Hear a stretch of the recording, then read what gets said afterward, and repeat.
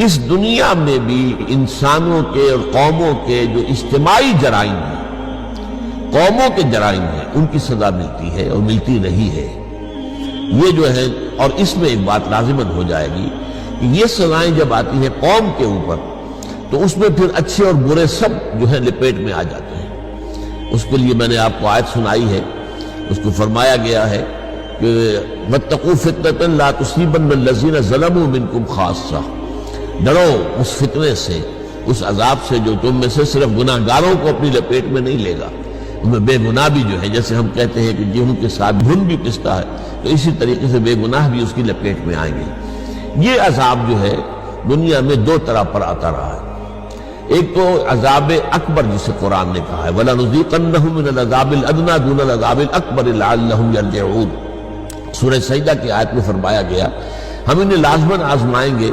چھوٹے چھوٹے عذاب دے کر اور بہت بڑے عذاب سے پہلے، تاکہ شاید کہ یہ ہوش میں آ جائیں، جاگ جائیں، اپنی اصلاح کرنے سیدھے راستے پر آ جائیں۔ یہ عذاب اکبر، لیکن اس عذاب اکبر کے آنے سے پہلے چھوٹے چھوٹے عذاب، چھوٹی تکلیفیں، چھوٹے پیمانے پر عذاب یہ بھی آتے رہے ہیں، تاکہ اگر قوم ہوش میں آ سکتی ہو، جاگ سکتی ہو تو جاگ جائے، نیند کے ماتے جو ہیں وہ نیند سے بیدار ہو جائیں۔ تو یہ جو میں نے آپ کو بتایا جو عذاب آتا ہے دنیا میں، یہ آتا ہے قوموں کے اجتماعی جرائم کے اوپر، اس کے اجتماعی گناہوں کی بنیاد پر۔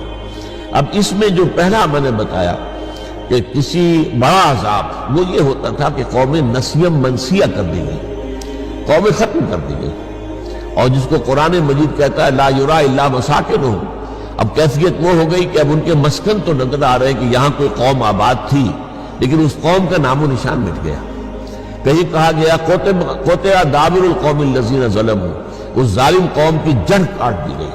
اس طریقے سے مختلف الفاظ آتے ہیں تو جس سے کہ معلوم ہوتا ہے لا یرا الا مساکنہم وکأن لم یغنوا فیہا، یہ بھی کہ وہ ایسے ہو گیا جیسے کہ کبھی اس جگہ آباد تھے ہی نہیں۔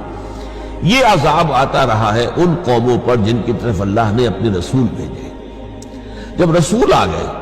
رسولوں نے دعوت کے ذریعے سے، نصیحت کے ذریعے سے، وعظ کے ذریعے سے، اپنی انفرادی مثال پیش کر کے، دلائل کے ذریعے سے، اپیل کے ذریعے سے انہوں نے حق کو بالکل واضح کر دیا، اور حق مبرہن ہو گیا، دودھ کا دودھ اور پانی کا پانی جدا ہو گیا، قوم پر بھی بات واضح ہو گئی۔ پھر بھی قوم اپنے تعصب کی وجہ سے، اپنے تکبر کی وجہ سے، اپنے جو ہے دنیاوی اقتدار کو برقرار رکھنے کی غرض سے اگر وہ اڑی رہی کفر پر، تو اس قوم پر پھر عذاب اکبر آیا ہے۔ یہ عذاب اکبر جو ہے پھر اس قوم کو نسیہ منسیہ کر دیتا تھا۔ یہ عذاب آیا حضرت نوح علیہ السلام کی قوم پر، یہ عذاب آیا حضرت ہود علیہ السلام کی قوم پر جسے قوم عاد کہا جاتا ہے، یہی عذاب آیا حضرت صالح علیہ السلام کی قوم پر جنہیں کہ قوم سمود کہا جاتا ہے، یہی عذاب آیا ہے قوم شعیب پر، مدین، اصحاب المدین جنہیں کہا گیا ہے، یہی عذاب آیا سدوم اور عمورہ کی بستیوں پر جن کی طرف حضرت لوط علیہ السلام کو بھیجا گیا۔ تو یہ عذاب اکبر ہے، اور اس عذاب میں ظاہر بات ہے کہ جو انڈیویجولز ہیں ان کا علیحدہ حساب کتاب نہیں ہے، وہ تو پھر پوری قوم ہلاک ہوئی ہے، تباہ ہوئی ہے، برباد ہوئی ہے۔ ان میں برے بھی تھے تو بہت برے بھی تھے، کم برے بھی تھے، لیکن اس عذاب میں وہ برابر ہے۔ وہ بہت بروں کا مزید سزا جو ہے وہ آخرت میں ہوگی، کم بروں کی کم سزا آخرت میں ہوگی، اور ہو سکتا ہے ان میں کچھ لوگ واقعی اچھے بھی ہوں، لیکن یہ کہ وہ پوری قوم کے ساتھ چونکہ شریک رہے اور انہوں نے ایمان کی دعوت پر لبیک نہیں کہا، لہذا اس عذاب میں تو وہ شریک ہو گئے، لیکن یہ کہ ہو سکتا ہے اللہ تعالیٰ کے ہاں وہ اپنے انڈیویجول اسسمنٹ میں وہ مستحق عذاب نہ قرار دیے جائیں قیامت کے دن۔ بہرحال یہ عذاب جو آتے رہے ہیں ان کے بارے میں نے آپ کو بتایا، ان کی شرط اول کیا ہے، اور وہ یہ ہے کہ یہ رسول مبعوث ہوں اور ان کے بعد دعوت کا اتمام حجت کی حد تک حق ادا کر دیا جائے، پھر بھی وہ قوم اڑی رہے تو ہلاک کر دی جائے۔ یہ عذاب ہلاکت جو ہے 30 سال کے عذاب،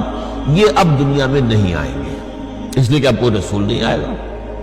اب نہ کوئی نبی آئیں گے نہ رسول آئیں گے۔